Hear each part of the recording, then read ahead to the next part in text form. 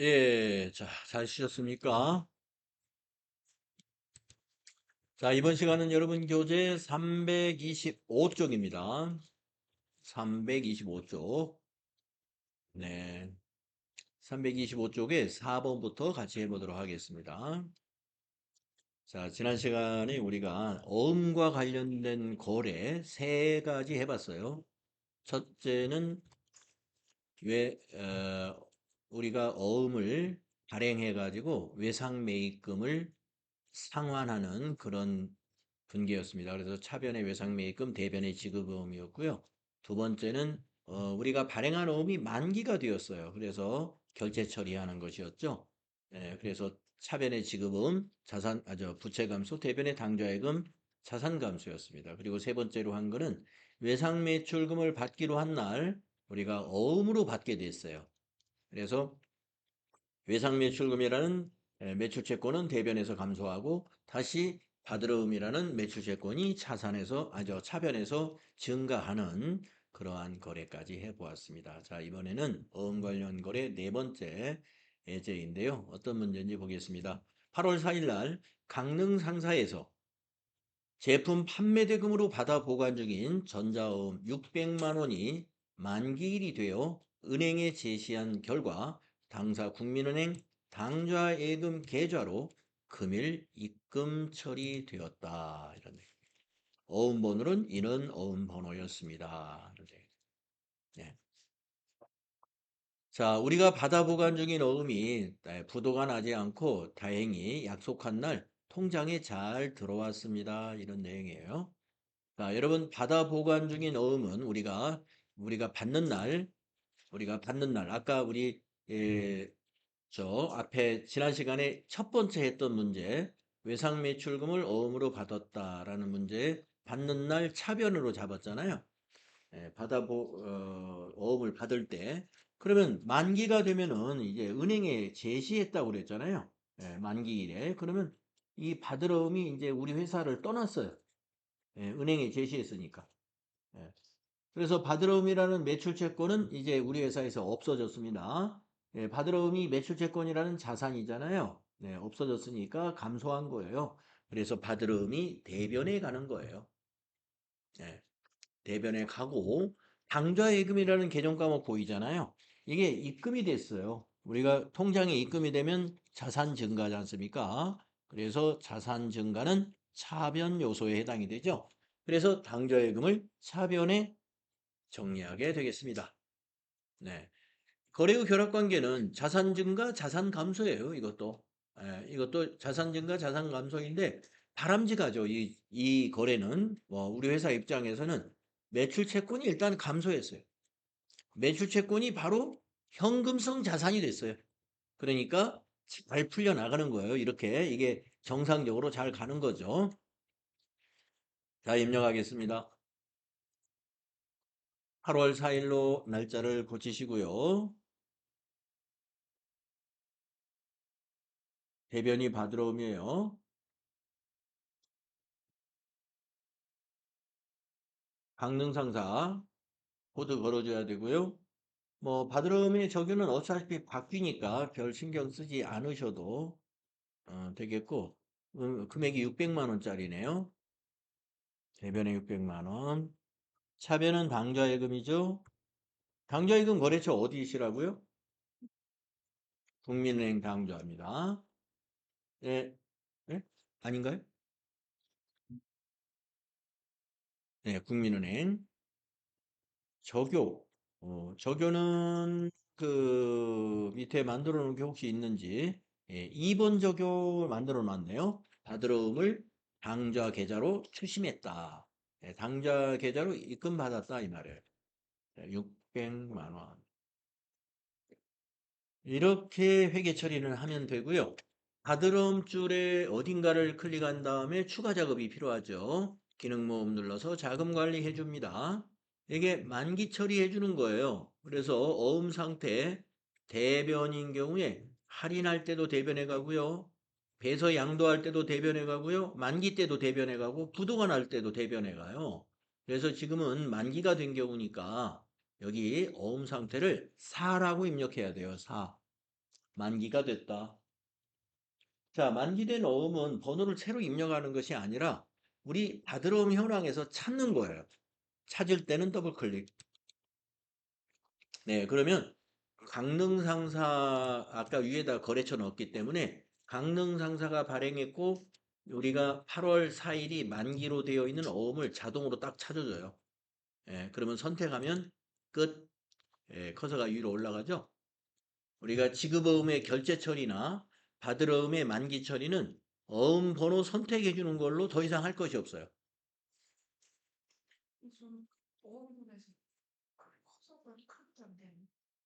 더블 클릭해야 돼요. 그냥 커서는 안에 안 들어가.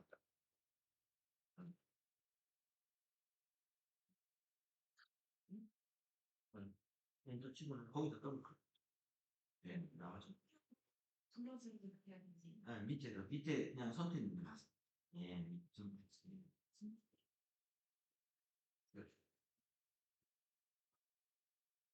네, 잘 되셨습니까? 네, 이렇게 해서 만기 처리를 해주는 것입니다. 그래서 이제 받아 보관 중인 어음이 만기가 되어서 당좌예금이나 보통예금으로 입금되었다라는 거래는 이렇게 해결하시면 됩니다.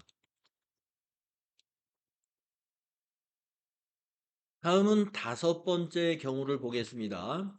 8월 5일인데요.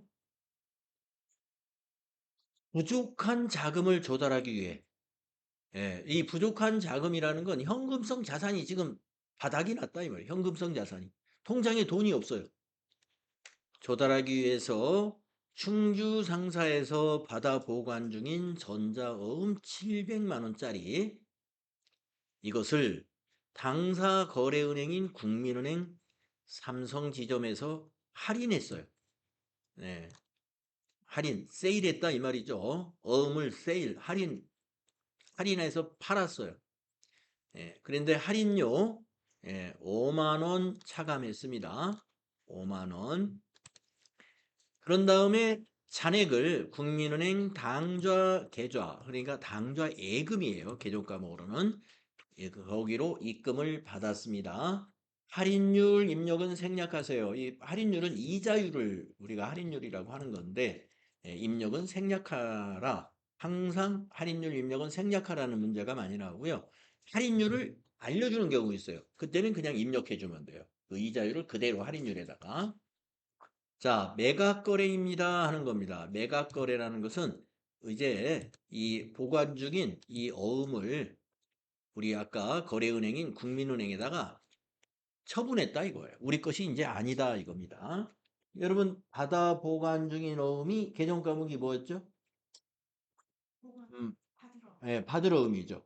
예, 받으러 음을 매각했어요. 그러면 어디로 가야 돼요? 자산이? 받으러 음이 자산이죠? 매출채권 자산? 예, 처분했으니까 대변에 가야죠. 예, 어음을 은행에 매각했습니다. 할인은 매각이라고 보시면 돼요. 어음을 처분했다.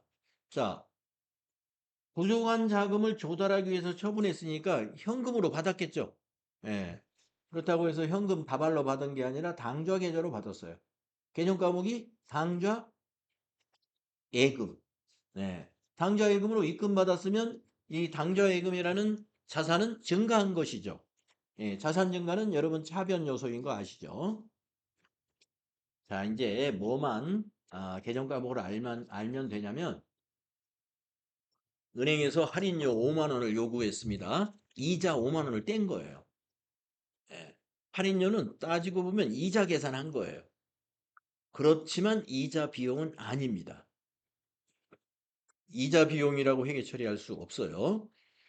자, 할인료를 여러분이 계정 과목을 알아야 되는데 지금 우리가 뭐를 했냐면 받으러움이라는 매출채권을 매각한 거예요. 처분한 거예요. 이때 지금 이 5만 원의 비용이 발생했습니다. 계정 과목은 8자예요. 8자로 돼 있어요. 계정 과목이. 뭔지 아십니까? 예, 매출 채권. 네. 정확히 기억하시네요. 매출 채권 처분 손실 맞습니다.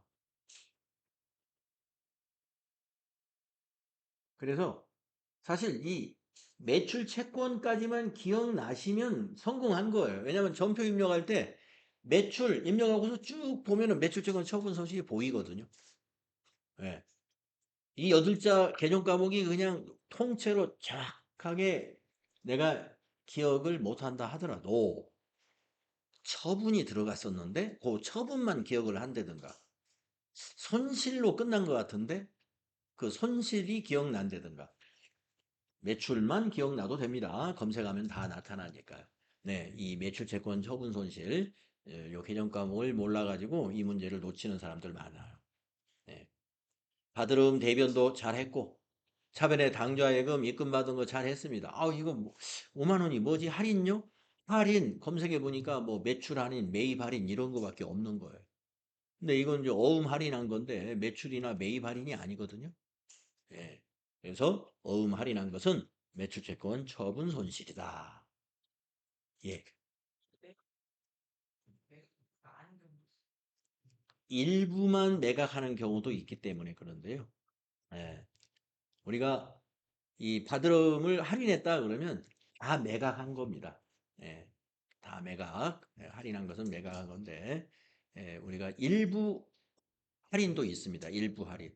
네, 우리가 만약에 700만 원 중에서 우선 급한 건 200만 원이다. 그러면 200만 원에 대해서만 할인을 하고 나머지 500만 원은 우리가 어, 받으러 다시 예, 우리가 어음을 다시 돌려받는 그런 일부 할인이 있긴 있는데 대부분 다 예, 완전히 전부 하는 거예요. 전부 할인받는 것이 일반적입니다.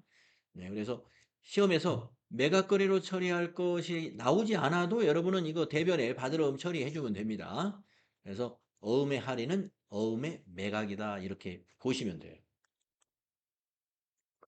자 그러면 입력하겠습니다. 8월 5일 날짜 8월 5일로 바꾸시고요.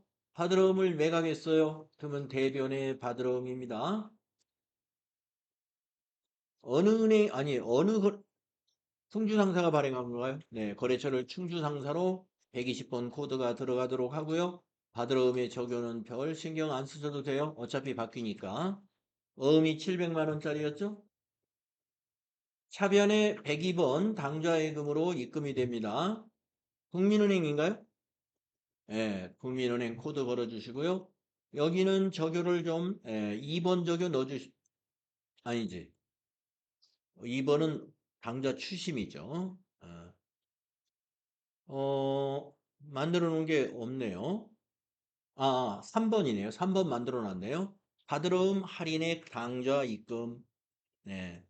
이런 식으로 적요를 여러분이 입력해주고 해주면 되고요. 적요에 있으면은 그대로 쓰면 됩니다. 자, 금액은 5만 원 부족한 할인하고 들어왔으니까 695만 원이 되겠죠. 그리고 비용 발생 차변에 해당되잖아요. 예, 매출채권 처분 손실은 비용이에요.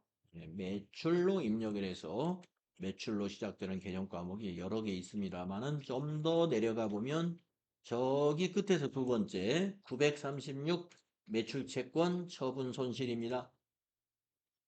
거래처는 별 신경 쓰지 마시고요. 예, 적요는 그냥 엔터로 지나가셔도 됩니다. 그냥 매출채권 처분 손실 그 자체가 이게 뭔지를 바로 설명이 되는 거기 때문에 이 적요나 이런 것은 그냥 엔터로 지나가 주시면 됩니다. 여러분이 매출채권 처분 손실이 800번대가 아니고 900번대 비용이라는 것을 확인할 수 있죠. 그러면 여러분 매출채권 처분 손실은 판매관리비가 아니라는 거 아셔야 돼요. 예, 가끔 우리 이론 시험에서 박스에다가 접대비 얼마, 기부금 얼마, 매출채권 처분 손실 얼마, 아니죠. 여비교통비 얼마 이렇게 해놓고 밑에 보기에서 판매관리비의 합계는 얼마인가 이런 문제 자주 나옵니다. 네. 코드는 안 알려줘요. 왜 코드 알려주면 다 800번대가 판매관리비다 다 아니까. 예, 그래서 매출채권 처분 손실은 판매관리비가 아닙니다. 예. 왜 어음 관련 건데, 어음을 받으러움과 관련된 비용인데, 선생님, 이거 왜 판매관리비가 아닐까요? 받으러움과 관련되긴 하지만, 이것은 받으름을 만기까지 보유했다면 이 매출처분 처분 손실이 발생하지 않아요. 그런데 자금 사정 때문에 이 어음을 매각해 가지고 이건 자금 재무적인 어떤 거래인 것이죠. 그래서 이거는 우리가 어떤 자금과 관련된 거래로 인해서 발생한 비용입니다. 그렇기 때문에 영업과 무관하다 이렇게 봐요. 예. 그래서 매출처분 처분 손실이에요. 자, 시험에 추심료가 잘 나오진 않는데요. 추심료라는 것은요, 만기 때 어음의 만기 대금을 받아주는 걸 대행해주고 은행에서 수수료를 받는 거거든요. 그거는 수수료 비용으로 처리해요. 그래서 수수료 비용으로 처리할 때 그러면 500번 때는 당연히 제조업이 아니니까 아니고 600번 때 700번 때 안 쓰는 거고 그러면 수수료 비용이 800번 때도 있고 더 내려가 보면 900번 때가 있는데 자, 어음 만기 추심료는 우리가 한번 생각을 해볼까요? 예, 어음이 만기가 정상적으로 됐습니다. 그래서 돈을 받는데 은행에서 수수료를 요구해요. 그래서 5천 원에 만약에 수수료를 줬다. 판매 관리비로 볼 성격일까요? 아니면 영업의 비용으로 봐야 될 성격인가요? 영업 외적인 건가요? 예, 판매하고 관련성이 직접 있죠. 이건 뭐 정상적인 거래입니다. 그래서 만기가 되었을 때 은행에서 수수료 요구하는 것은 판매 관리비로 봐야 돼요. 그렇습니다. 예, 그래서 추심료 문제가 나오면 추심료는 수수료 비용인데 꼭 800번 때 써야 된다. 예. 지금 어음과 관련된 비용 때문에 제가 연관지어서 말씀드리는 거예요. 이 매출채권 처분 손실은 왜 900번 대냐 이거예요. 왜 900번 대냐? 예. 만기 때 비용이 발생한 게 아니라 자금 문제 때문에 지금 어음을 할인한 겁니다. 어음을 그래서 영업 외적인 우리가 이자 비용을 영업의 비용으로 보잖아요. 이것도 이 매출채권 처분 손실도 따지고 보면 이자 비용 성격이에요. 은행에서 그 할인율을 적용하는데 그 당시에 이자를 적용해요. 할인한 날로부터 만기 때까지. 만약에 2달 후에 만기다. 그러면 2달치 이자 계산하는 거예요. 그래서 이자 비용의 성격입니다. 여러분 이자 비용이 영업의 비용이잖아요. 그래서 매출채권 처분 손실도 영업의 비용이다. 아, 이런 것도 여러분이 이렇게 이런 거 실무 수행할 때 잘 인식을 해주면 이론 시험에서 여러분이 개정 과목 분류하고 이럴 땐 판매 관리비와 영업의 비용을 척척 구분을 할 수 있게 됩니다. 자, 그러면 이제 우리가 끝난 게 아니죠, 아직. 우리가 이제 요 받으름에 대해서, 받으름 장부에다가 이걸 반영을 시켜야 되잖아요. 지금은 이제 계정별 원장에만 반영이 됐지, 받으름 장부에 이거 할인 처리했다는 거, 매각 처리를 안 했단 말이에요. 반영을 안 했단 말이에요. 그래서 받으름 줄 어딘가를 클릭하시고 기능 모음에 가서 자금 관리를 합니다. 네, 어음 상태 할인 잘 됐어요. 이 상태를 그대로 두시고 어음 번호를 더블 클릭을 해서 충주 상사의 700만 원짜리 어음을 딱 찾아주면은 우리는 밑에서 선택만 누르면 됩니다. 그리고 커서를 엔터를 쳤을 때 이 밑으로 커서가 내려오거든요. 어느 기관에서 할인했느냐? 할인하는 기관은 은행이에요. 그래서 더블 클릭하면 은행 이름이 쭉 나오는데 우리 거래은행이에요. 거래은행. 어느 은행에서 할인했나요? 국민은행이요? 네. 그래서 국민은행에서 확인. 그리고 엔터 치면 지점으로 커서가 갑니다. 어느 지점에서 할인했죠? 예? 삼성. 예. 그리고 엔터 치면은 할인율로 커져가 가는데 이게 이제 여기다 이자율을 여기다 입력하는데요. 시험 문제에서 어느 이자 몇 퍼센트 이자율을 적용했다 하지 않으면 이거 비워두면 돼요. 예.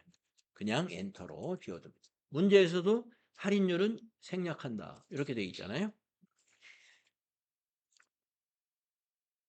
네, 이렇게 해서 자금 관리까지 잘 하시면은 받으러움 적요가 이와 같이 할인 처리된 걸로 바뀌게 됩니다. 이것이 바드럼 현황에 반영이 되게 되는 것이죠.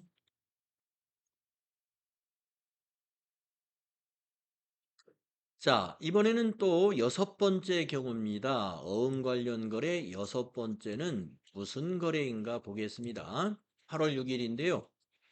주식회사 드림의 외상매입금을, 자, 외상매입 대금이나 외상매입금이나, 외상매입 대금을 경기 상사에서 받아 보관 중인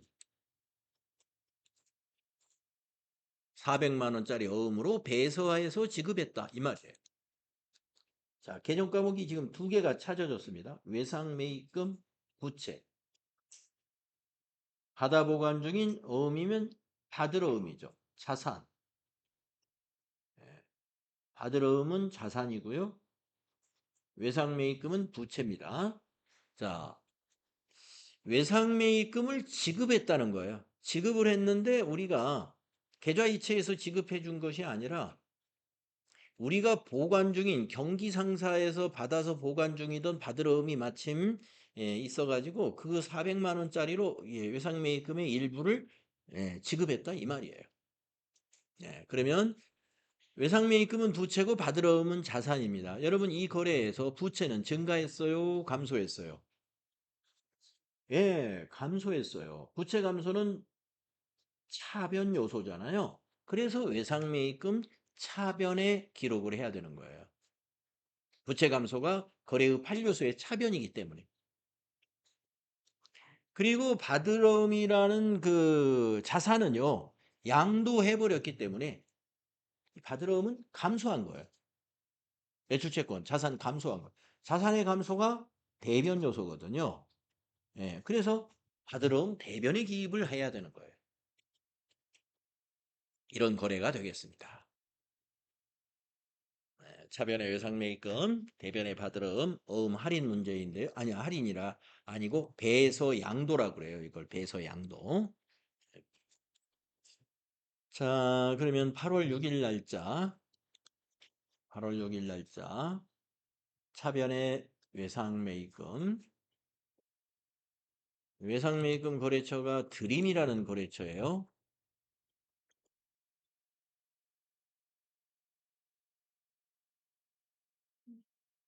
드림. 아, 저교가 7번 만들어진 거 쓰면 사용하면 되겠네요. 400만 원. 대변은 받으러움입니다. 받으러움도 드림이냐? 그렇지 않아요. 거래처가 서로 달라요. 받으러움은 경기상사가 발행한 거예요. 그래서 경기상사로 받으러움 거래처는 입력해야 됩니다. 00101. 자, 받으러움의 적요는 어차피 바뀌니까 엔터로 지나가시고 400만 원 이렇게 입력을 합니다. 네. 자, 어음을 양도했다는 것과 어음을 발행한 거하고는 달라요. 어음을 우리가 발행해가지고 외상매입금을 갚았다면 대변이 지급어음입니다. 지급어음, 우리가 발행한 것은. 그런데 외상매입금을 갚을 때 우리가 발행한 것이 아니라 우리가 보관 중인 어음을 다른 회사가 발행한 거예요. 경기상사가 발행한 것을 양도했다 이거예요. 양도. 자, 그러면 외상매입금 거래처인 드림은 상당히 안 좋을 거예요. 왜냐하면 자, 우리 드림의 입장에서는 외상매입금이 매입 채무란 말이에요. 그러면 이것이 받으려면은 현금성 자산으로 받아야 되는데 또 어음으로 받았어요. 어음. 그 회사 입장으로 보면 물론 어음의 만기가 언제인지는 모르겠지만 하여튼 뭐 어음 만기가 금방 한 달 내에 돌아온다면 뭐 크게 문제는 없겠지만 그 어음 만기가 한 6개월 정도 된다 그러면은 6개월 뭐 기간도 너무 길지만 그 사이에 이 경기 상사가 어떻게 될지 어떻게 압니까? 그래서 이런 것도 드림 입장에서는 상당히 좋지 않은 그런 거래가 됩니다. 그러나 이런 일이 있을 수 있어요. 배서양도. 배서양도라는 것은 우리가 보관 중인 받으러움 뒷면에다가 서명해 가지고 이렇게 양도해 줬다 이런 의미의 설명이 되겠습니다. 자, 이제 받으러움 줄을 클릭하시고요. 자금 관리해야 되겠습니다. 기능 모음 가셔서 자금 관리하면은 받으러움 관리에 받으러움 대변의 경우는 항상 기본은 할인으로 돼 있어요. 예, 왜냐하면 상태가 2번이 맨 앞에 할인이기 때문에 어렵습니다. 자, 이번에는 배서 양도니까 이걸 3번으로 바꿔야 돼요. 3번. 그 다음에 이제 이 배서 양도한 어음을 찾아야 됩니다. 그러면은 이 경기상사의 이 400만 원짜리 어음을 자동으로 찾아줘요. 딱 더블 클릭하면은 예, 경기상사가 발행한 요 400만 원짜리 어음을 어디서 찾았을까요? 받으러움 현황에서 찾아준 겁니다. 예. 지금 상태가 보관 상태잖아요. 지금 우리가 이것을 선택을 해주게 되면 배서로 여기가 바뀌어요. 나중에. 예. 자, 선택해주면 이제 배서로 선택을 해준 겁니다. 그런데 좀 더 해줄 사항이 있어요. 엔터 치면 커서가 어디로 내려오냐면 이쪽으로 내려와요. 커서가 이쪽으로. 예. 예. 지급거래처. 그러니까 경기상사가 발행한 이 어음을 경기상사 말고 어디다가 양도했냐 이거 지급거래처. 예, 드림에다가 양도했죠. 외상매입금 거래처. 그래서 지급거래처는 드림을 여기다 입력을 해줘야 돼요. 드림, 더블 클릭해서 입력해야 되겠네. 더블 클릭해가지고 드림을 검색해야 돼요. 예, 이렇게. 00566. 예, 지급거래처까지 입력을 해야 배서 양도에 대한 자금 관리가 끝납니다. 예, 배서 양도에 지급거래처라는 게 여기 끝에 붙어 있기 때문에 이것을 비워놓고 끝내버리는 사람도 가끔 있고요. 지급거래처를 경기상사로 오해한 사람도 있어요. 예, 그래서 배서양도는요, 예, 이 받으러움의 경기상사가 아니라 외상매입금 거래처인 드림이라는 거, 외상매입금 거래처가 지급거래처가 된다는 거, 예, 꼭 기억을 하셔야 됩니다. 자, 어음 관련된 자금 관리까지 해야 되기 때문에 이렇게 할 일이 좀 많아요. 그래서 시간이 많이 걸렸고요. 사실은 이제 7번째 경우 하나가 있다면은 보관 중인 어음이 부도가 발생했다. 이것도 나올 수가 있어요. 예, 그러면 받으러움 대변, 차변에 부도 어음과 수표라고 하는 임시 개정 과목이 있어요. 예, 예, 차변에 부도가 났을 때도 대변이 받으러움이에요. 대변은 받으러움인데 부도가 났을 때는 차변에 부도음과 수표. 어, 거래처 코드는 똑같아요. 그래서 받으러움을 매출 채권이 이제 아닌 거예요. 부도가 났다는 것은 이제 그것이 매출 채권으로서의 이 자격이 없는 거죠. 부도가 난 어음이니까.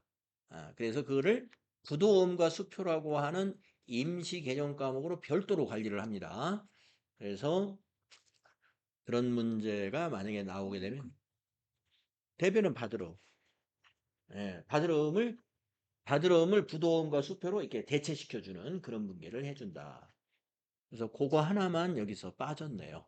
그래서 우리가 어음 관련 거래다 그러면요, 요 6가지 중에서 부도에 관한 건 시험 문제 잘 안 나옵니다. 잘 내지 않고 요렇게 6가지 범위 내에서 한 문제 나올 수 있습니다. 예, 어음 관련 문제는 한 문제 출제가 됩니다. 자, 그래서 우리가 지금 유형상사에서 전표 입력에서 어음 관련 전표를 처음에 6가지를 쭉 했기 때문에 여러분이 좀 어려워했던 부분을 다시 한번 집중적으로 공부했다고 보시고요.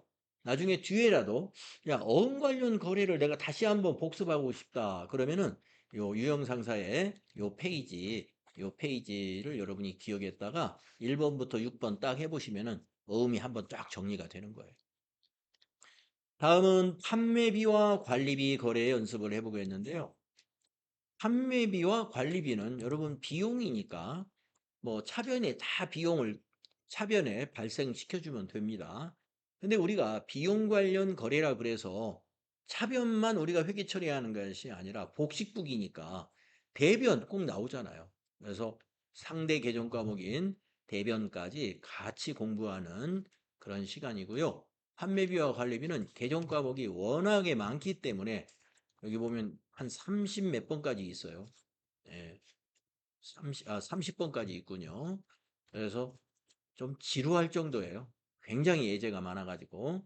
자, 요 판매비와 관리비에서는 여러분이 판매비와 관리비를 다시 한번 쫙 급여부터 광고 선전비까지 쫙 한번 정리한다고 보시면 돼요.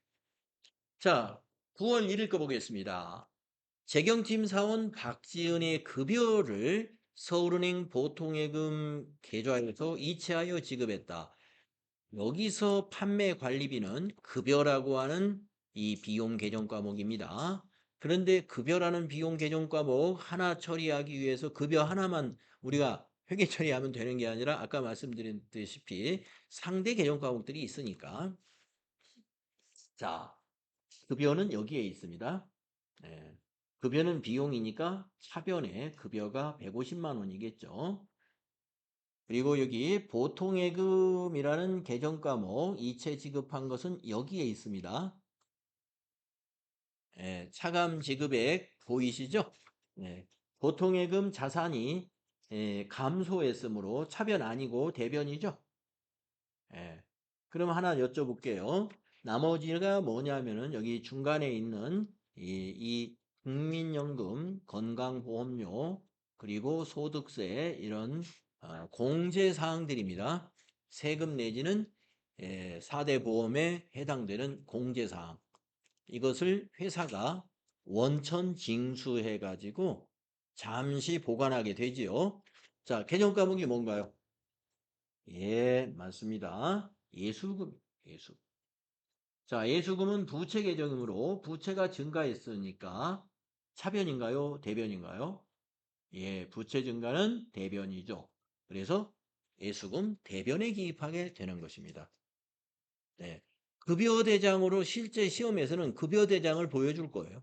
네, 여기서는 지금 박지은이라는 한 사람의 사원의 급여 대장만 보여줍니다만은 뭐 이렇게 문제를 낼 수도 있지만 대개는 이제 사원이 한 서너 명 해서 이렇게 한꺼번에 내죠.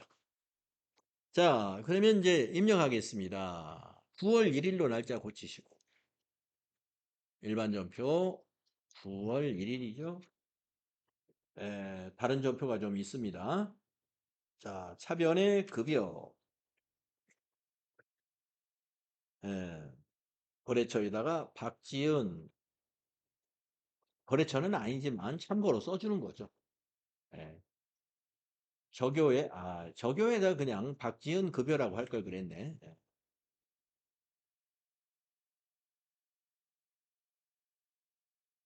자, 금액은 150만 원. 비용을 발생시켜 주시고. 자, 대변의 보통 예금이죠?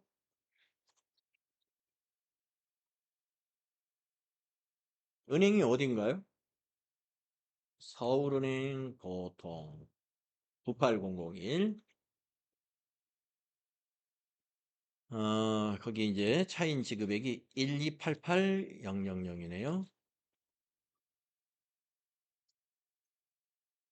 자, 대변의 예수금.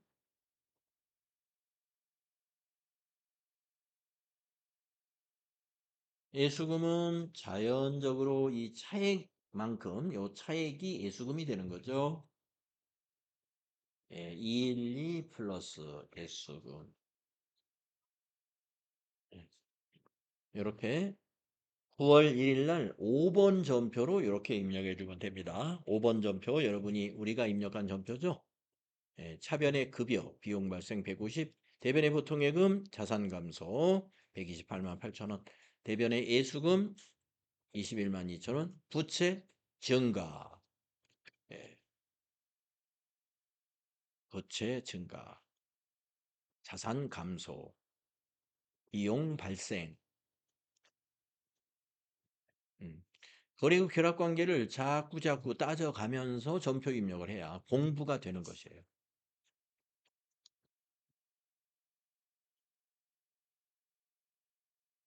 다음은 2번 해보겠습니다. 종업원들에게 지급할 작업복을 구입하고요. 대금 21만 원 작업복을 샀어요.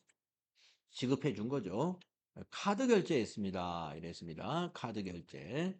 자, 여러분 종업원들에게 사원이 들어오면 생산직 직원이면 작업복 지급해 줘야죠. 예. 아니 사무직 직원은 보통 이게 그냥 출근복 자기 옷을 입는 경우도 있고 어떤 회사는 딱 일률적으로 유니폼 다 입는 회사도 있죠. 예. 그 여러분 회사에 입사했을 때 자기들 예, 양복점에 가서 사 입고 오라고 안 하죠. 예, 회사에서 다 줍니다. 회사에서. 자, 그러면 회사는 이런 작업복이나 유니폼을 예, 구입해서 지급해 주고 무슨 비용 처리를 해야 되겠죠. 어떤 개념 과목이 적절할까요? 예, 맞습니다. 복리후생비예요. 예, 복리후생비. 작업복을 구입해서 지급했다. 작업모를 구입해서 지급했다. 안전화를 구입해서 지급했다. 이거 다 복리후생비로 처리하면 됩니다. 자, 그런데 카드로, 법인카드로 샀어요. 이게 부채 계정인데 계정 과목 생각나세요? 예, 미지급금이죠. 예, 미지급금. 거래처가 카드사를 거래처로 해줘야 돼요. 삼성카드. 자, 입력하겠습니다. 차변의 복리후생비, 대변의 미지급금 21만 원. 9월 2일 날짜로 입력해 주세요. 9월 2일. 차변의 복리후생비인데 예, 거래처는 생략하고요. 적요에다가는 작업복 지급 21만 원. 대변은 미지급금 삼성카드 21만 원 이렇게 입력을 해야 해요.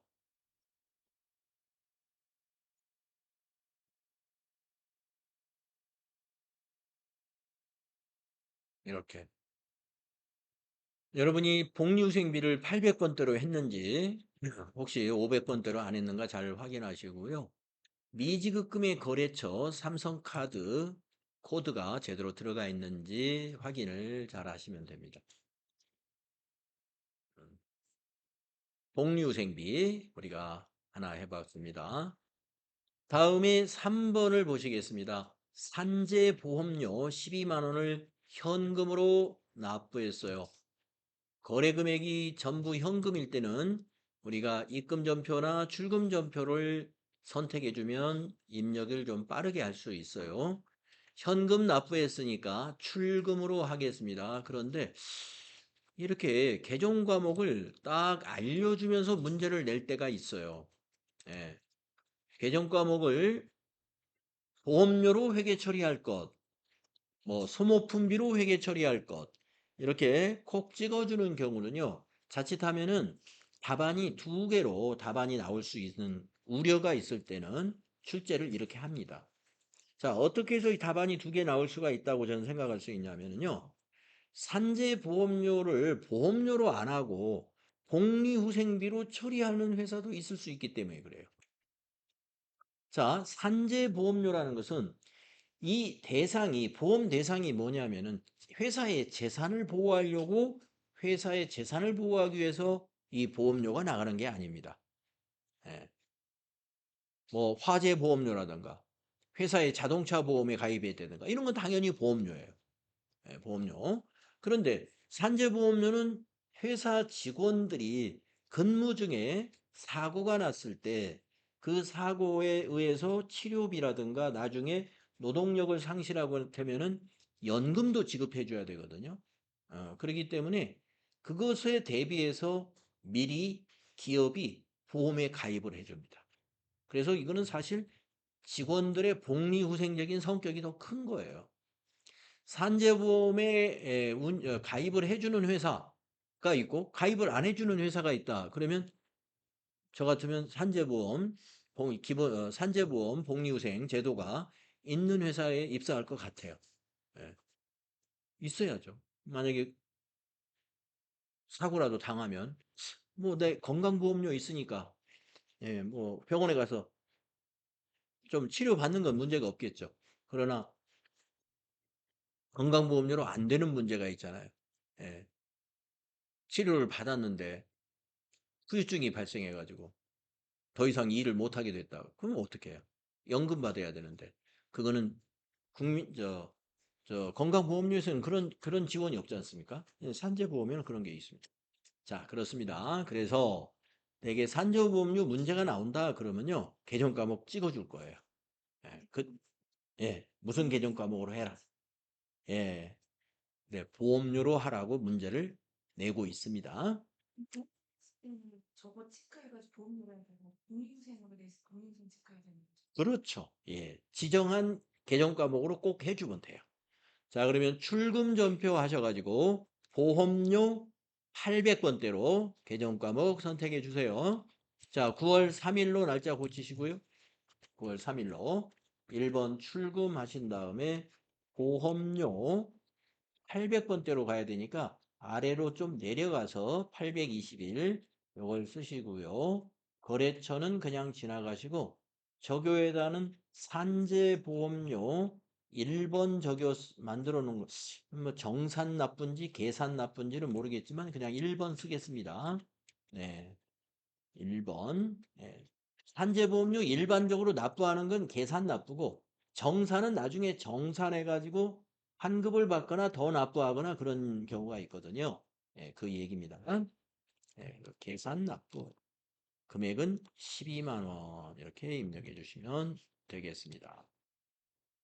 120 플러스 그러면 차변의 보험료 비용 발생, 대변의 현금, 자산 감소 이때 보험료의 코드가 800번대로 되어 있는가 잘 확인하시기 바랍니다. 자, 다음은 4번으로 넘어가서요. 9월 4일 날 8월분 급여 지급분에 대한 건강보험료 50만 원을 서울은행 보통예금 계좌에서 이체시켰습니다. 보통예금이라는 자산이 50만 원 감소한 거래입니다. 자, 건강보험료의 50%는 급여 지급 시 원천 징수한 금액이에요. 이건 비용이 아니에요. 예. 비용은 뒤에 나옵니다. 50%는 회사 부담분이다. 그러면서 당사는 회사 부담분을 복리후생비로 처리하고 있다. 네. 자, 뭐 어떻게 생각하면은 건강보험료 회사 부담금 당연히 회사는 복리후생비로 처리를 할 것 아니겠습니까? 네. 그런데 왜 문제에서 이렇게 복리후생비로 처리하라고 굳이 지정을 해주느냐 계정 과목을 이것도 그렇게 회사에 따라서는요. 물론 회사는 복리후생비로 많이 처리하고 싶을 거예요. 예, 하지만 회사에 따라서는 이것을 공과금으로 인식할 수도 있어요. 예, 공과금. 그래서 어떤 회사는 회사 부담분을 세금과 공과금 이렇게 처리할 수도 있습니다. 자, 그래서 우리 회사는 복리후생비로 처리한다 이거예요. 자, 그래서 복리후생비 비용 발생은 25만 원입니다. 차변에 비용 발생 차변이죠. 자, 여러분 원천 징수한 것은 이게 납부했으니까 부채를 감소시키는 개정 과목인데요. 예, 부채 개정 과목 아시죠? 뭐죠? 급여 지급 시 원천 징수한 거? 예수금. 그렇죠. 예수금이 부채 감소될 때는 차변에 와야 돼요. 예수금 차변. 그래서 차변에 오는 게 두 개예요. 예수금과 복리후생비. 대변에 가는 건 하나예요. 예, 보통예금. 자, 보통예금부터 입력하겠습니다. 9월 4일로 날짜 바꾸시고 9월 4일 대변 보통예금 은행이 어딘가요? 예, 서울은행 보통 적요에다가는 건강보험료 납부라고 타이핑을 하겠습니다. 건강보험료 납부 이렇게요. 금액은 50만 원. 자산 감소시켰어요. 차변에 복리후생비 25만 원, 50%니까. 차변에 예수금 25만 원. 네. 이렇게 회계 처리하시면 됩니다.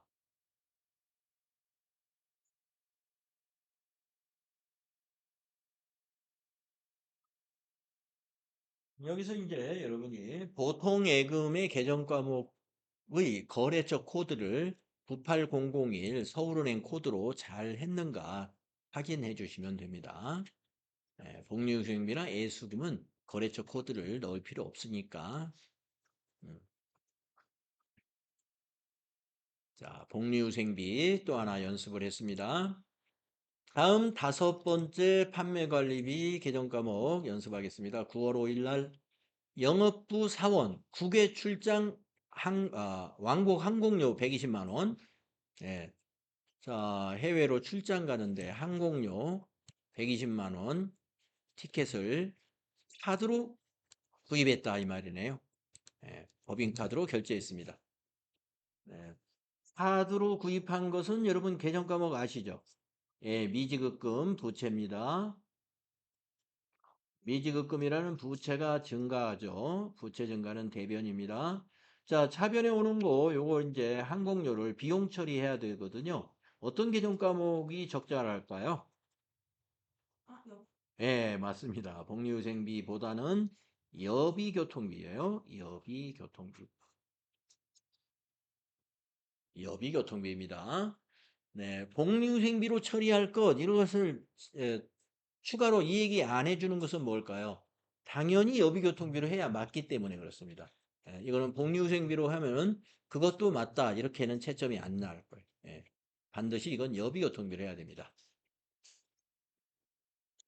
자, 그래서 차변의 여비교통비 120만 원, 대변의 미지급금 120만 원입니다. 9월 5일 날인가요? 5일 날. 차변의 여비교통비, 예, 해외 여기는 적요에다가, 아, 항공료 이렇게 해주시고, 120만 원 입력하시고, 대변은 미지급금, 예, 미지급금은 거래처를 그냥 지나갈 수가 없죠. 120만 원. 자, 여비교통비 비용 발생 차변에 했는지 잘 보시고 여비교통비는 800번대 코드를 이용했는가 확인해 보십시오.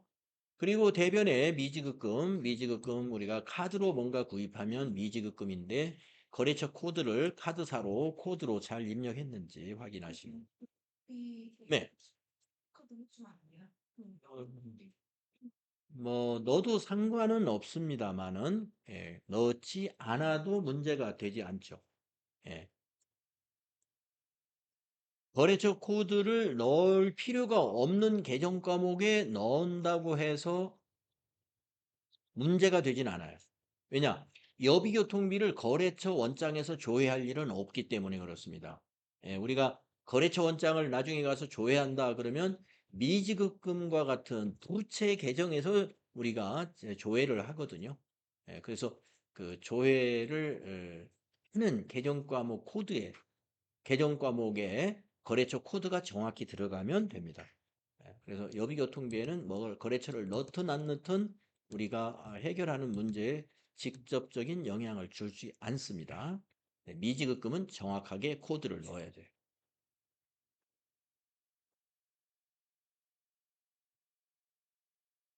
자, 여비교통비라는 판매관리비 또 해보았고요. 다음 6번째 걸 보겠습니다. 거래처 직원의 청첩장을 받고 축하금, 거래처 직원 축하금이에요. 이것을 현금 지급했습니다. 그러면 출금전표로 작성하면 되겠는데요. 여러분 거래처 직원의 축하금을 주는 것은 적절한 비용 처리 계정 과목이 뭘까요? 맞습니다. 업무 추진비죠.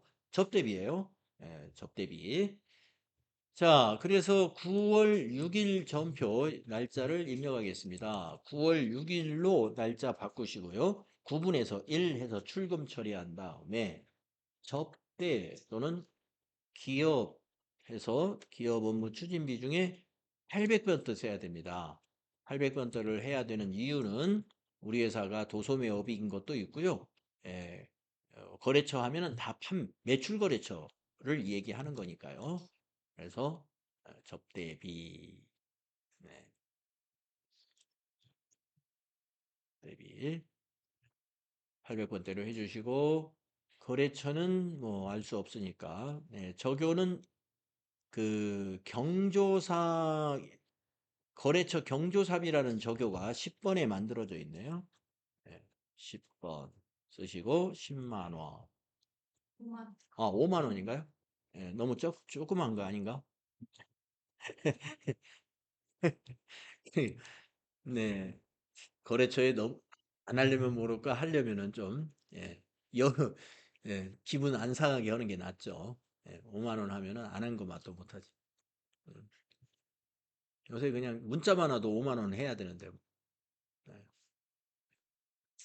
자, 실제로는 50만 원 했겠죠. 네. 여러분 회사 다닐 때 이렇게 거래처에서 저, 축하금 받아보셨어요? 어, 경험이 없으시구나. 저는 회사 다닐 때 결혼을 했었어요. 회사 다닐 때.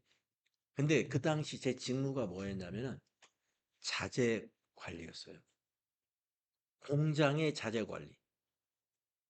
오, 그 뭐, 예, 무슨 말씀인지 아시겠죠? 아, 잘 보이려고 싶은 거래처 엄청 많습니다. 예, 자재니까 그 공장의 원재료, 소모품까지 제가 다 검사해야 돼요. 예. 제가 검사 안, 거래 명세서하고 수량 파악 이런 당연히 해야 되겠지만, 예. 또, 원하는 제품이 제대로 왔는가. 예. 그, 검사하는 사람이 끝발이 엄청 높은 거예요. 예, 트집 잡으면 다시 반품 돼가지고, 뭐, 예, 뭐, 4월에 돈 받아야 될 거 괜히 반품 왔다가 가는 바람에 한 달 결제가 늦어지고 막 이럴 수가 있죠. 그렇게 하면 안 되지만, 일부러 그렇게 하는 사람들도 있어요. 지금은 아마 그러지 않을 겁니다. 갑질. 예, 갑질 대단했어요. 매입자의 갑질, 뭐, 구매 담당자. 근데 구매 담당자가 아무리 구매를 잘해도요, 창고 담당하는 예? 자재 담당은 우리가 공장에는 자재 담당이라고 그러잖아요. 본사에서는 이제 구매 담당이에요. 예, 아무튼. 그래서 여러분, 그 결혼 같은 거 할 때는 직장 다닐 때 하는 게 좋아요.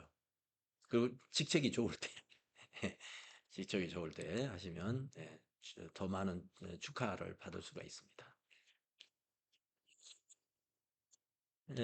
자, 접대비. 네, 접대비 5만 원. 이렇게 처리하시면 됩니다. 자, 여기까지만, 7번까지만 하고 오늘 수업 마무리해야 예, 저 종이 접기도 편하죠. 자, 9월 7일 거래처 경기 상사의 창사 기념일을 맞이해 가지고 동양난을 네, 9월 4일 거 보여드릴까요? 예, 9월 4일. 네, 요게 이제 그 건강보험료를 납부한 거래죠. 되게 잘했더니 예, 죄송해요. 건강보험료 납부해서 대변의 보통예금의 거래처 서울은행 보통 잘해야 되고요. 차변의 800번대 복리후생비, 차변의 예수금, 부채감소 25만 원. 이렇게 하셔야 됩니다.